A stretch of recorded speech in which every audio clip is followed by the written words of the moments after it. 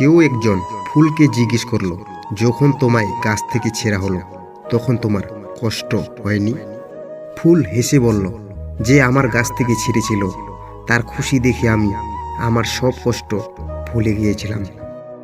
পৃথিবীতে মানুষের ভিড় যত বাড়ছে, মানুষ তত বেশি একা হয়ে যাচ্ছে। টাকা থাকলে নিজিব মানিব্যাগটাও পর্যন্ত ফুলে ওঠে, মানুষ তো ফুলে উঠবেই। জীবনে বড় কিছু হতে গেলে কিছু করে দেখানোর চেষ্টাও থাকা দরকার। চোখের জল না ফেলে পেঁয়াজ পর্যন্ত কাটা যায় না, আর জীবন কাটাবেন চোখের জল না ফেলে, তাই কি কখনো হয়? চারটি দেয়াল, মাথায় ছাদ থাকলে তাকে বলে ঘর, ঘরে মানুষ বাস করলে তাকে বলে পরিবার।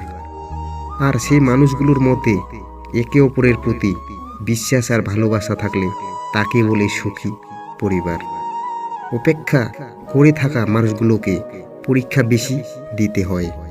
কোনো কাজ করার আগে দৃঢ় কথা অবশ্যই ভাবা দরকার। প্রথমত, এটা আমি কেন করছি, আর দ্বিতীয়ত এর ফল কি হতে পারে। জীবনে আমি যাদেরকে বেশি গুরুত্ব দিয়েছি তারাই আমাকে সবচেয়ে বেশি অবহেলা করেছে। ভুল পথে যাত্রা আর ভুল মানুষকে ভালোবাসা, এই দুটোই একটা মানুষের জীবন নষ্ট করে দেয়। আমি বলবো, তুমি শুনবে, এটা ভালো সম্পর্ক, কিন্তু তুমি বলবে, আমি শুনবো, এটা আরো ভালো সম্পর্ক। আমি কিছুই বলবো না, কিন্তু তুমি সব বুঝে যাবে। এটাই হলো সত্যিকারের সম্পর্ক। ভালো সম্পর্ক তখনই তৈরি হয় যখন কেউ তোমার অতীতকে গ্রহণ করে, বর্তমানকে সমর্থন করে, তোমাকে ভালোবাসে আর ভবিষ্যতের জন্য উৎসাহ দেয়। গভীর ভালোবাসা একদিন মিথ্যা ভালোবাসায় পরিণত হয়। কথা বলার জন্য সময় নয়, ইচ্ছার প্রয়োজন।